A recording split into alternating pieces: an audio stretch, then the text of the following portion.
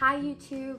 This week I thought it would be a good idea to break down what is comprehensive exams because I've made references to it in other videos, videos of me studying and just kind of going through this process, so I thought it would be a good idea to explain exactly what comprehensive exams are and what I'm actually studying every day.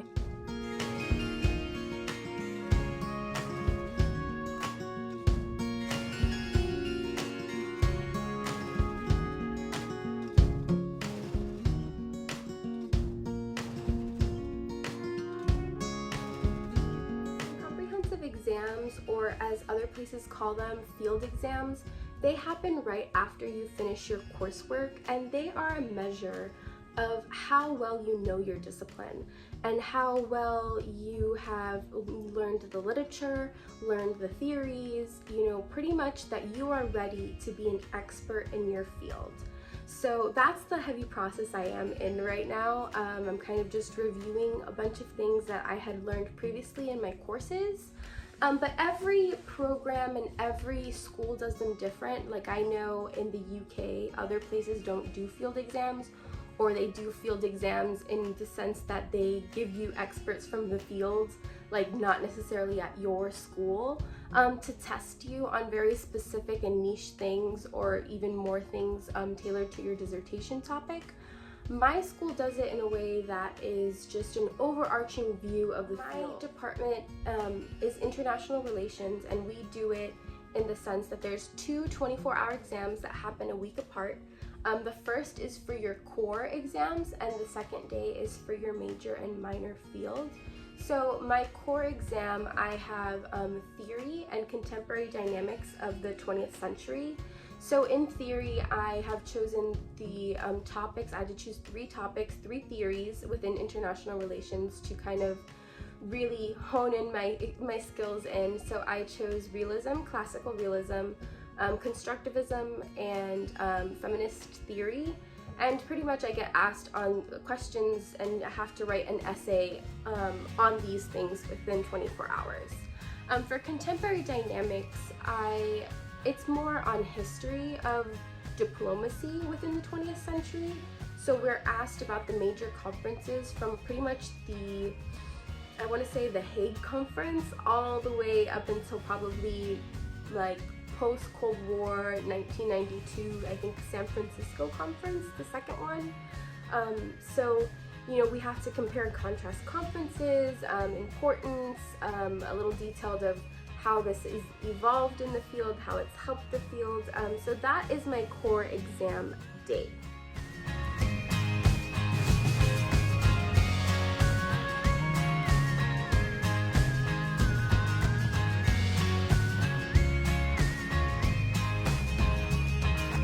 My major and minor field day is a little bit more convoluted because we have to have two examiners for our major fields. And my major field is security studies and foreign policy. So security studies is one discipline, one field within international relations by itself.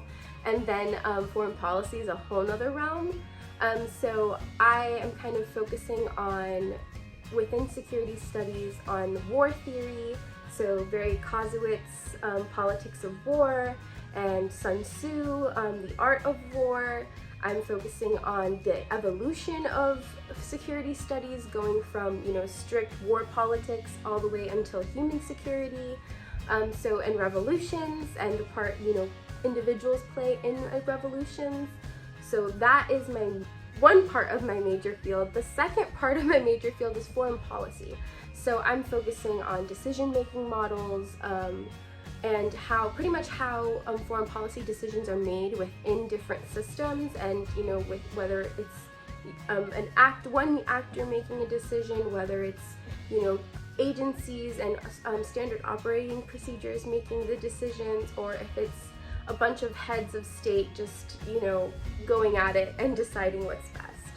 So that's one aspect, and then the other aspect of the foreign policy that I'm focusing on is political culture, and political culture and what states believe, and I mean nation states when I say states, states believe are their role within the international system and how they dictate, how that role, whatever it is, dictates their foreign policy. So those are pretty convoluted subjects. And then on that same day, besides having to tackle those two subjects on day 2 of my exams, I also have to go into my minor field, and my minor field's international law. And for me, I'm focusing on state responsibility and the Geneva Convention. So kind of along the lines of security studies as far as, war and the Rome Statute, but a little bit more on the legality side of things. So now when I mention comps, that's what I'm doing. I'm studying all these topics. I'm really honing in my skills. I mean, I did cover them obviously when I took coursework, but now I have time to dive deeper into the literature, really make sure I know it, because this is the time of your PhD that you get to just really dive into your field and really into these areas that interest you. So I'm taking advantage of that, and of course comes a lot of reading, a lot of note-taking, and a lot of marking down my citations. So I have a long list of articles that I'm reading, but also some really interesting and important books. I mean, not every book is interesting, but most of them are pretty cool.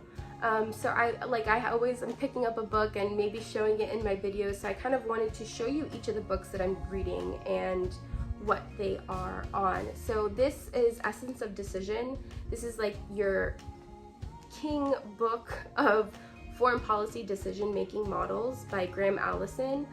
So I was reading this in a previous video.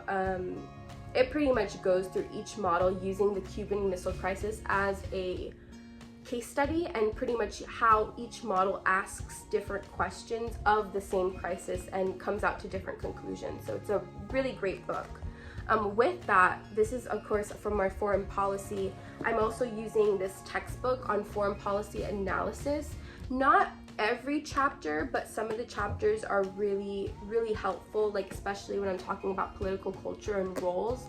There's a whole area of case studies that pretty much, like, it chooses India, it chooses the United States, and it pretty much shows how their identity or even a leader kind of really helps in the foreign policy making decisions. So this one's, these two I have read. These two I'm pretty much I have the notes already. I'm putting them to the side so I can move on to other things. Right now I'm in the heart of this book. It's by Buzan and Weaver. Actually Hansen, not Weaver. Buzan and Weaver do write a lot together, but maybe not in this book, sorry. It's the evolution of security studies. So it's kind of a debate between the traditionalists that focus on war and, objects of war, material, we have this amount of bullets and this amount of guns, more towards the idea of human security and, civilians being affected, R2P, things like that. So it's a pretty interesting book. Definitely heavy on theory, but it's a good one, and I'm in the midst of it right now. The 3 other major books that I will be reading throughout this process, and this one I plan on reading this week, is International Relations and the Constructed World. It's by Nicholas Onoff, which I actually did get to meet him via Zoom, as he was pretty much one of my examiners and professors' mentors, and he's a major contributor to my school and my program, and he's just a really good, he's pretty much the newest voice pioneer of what modern constructivism looks like. This book is kind of like your reader's manual of this, because of constructivism, because he can really, Nicholas Onoff himself can get really into abstraction and into these really convoluted aspects of constructivism. So this itself is a little bit more accessible, a little bit more grounded. So I look forward to reading this. The other 2 books that I have left that I'm going to show you and share with you, this one is Gender Within International Relations.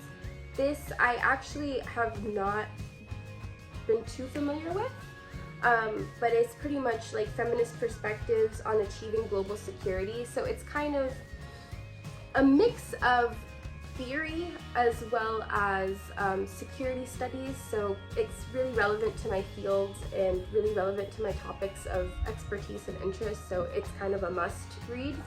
And then this one of international law and the use of force. Again, I'm kind of, I guess in telling you about my exam, I realized a lot of my things have to do with security and decisions, and pretty much security studies is my major field, so being able to situate theory around that and the different theories around that is super important, and that's where I find myself right now. So these are the books that I'm reading. There's actually a few that I'm either waiting on or borrowing from a friend that I'll hopefully get later today. But overall, that's like a big overview of my exam and kind of all the things that I'm doing right now. When I say I'm studying for comps, that's what I mean. I was gonna kind of share some general things that I'm thinking and maybe my schedule, but I think I will leave that for another video or maybe a series of videos. Right now I find myself feeling really confident and feeling okay as far as the comps studying is going.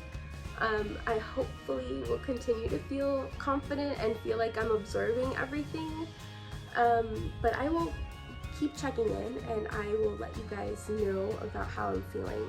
But yeah, so that's what I mean when I'm taking comps. This is the journey I find myself on right now. This is the era. I'm in the comps era of my PhD. Thanks for joining.